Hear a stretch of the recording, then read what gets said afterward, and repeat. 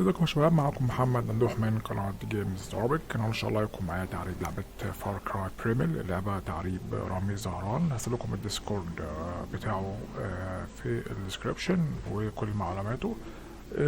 لعبة تعريب كامل. التعريب بيشتغل على جميع الإصدارات. طبعا اللعبة من إنتاج شركة يوبي سوفت مونتريال.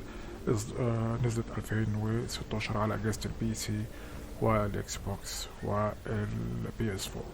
تعريب كامل وتعريب شغال بدون أي مشاكل. ونتابع الشرح إن شاء الله. شرح بسيط جدا للعبة. نروح على الشرح، تابعونا.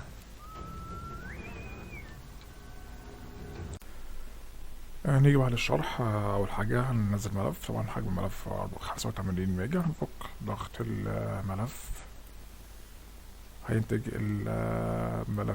الملفين دول. طبعا ده خاص بالمهرب رامي زهران والديسكورد بتاعه وكل شيء. ناخد الملفات دول نعمل لهم كات ونروح لمكان اللعبة. ادي مكان اللعبة وتفتحه. بعد ما نفتح اللعبة هتلاقي فولدر اسمه داتا و230. هنفتحه ونحط الملفات هنا اللي هنزلنا فكنا ضغطها ونوافق على الاستبدال.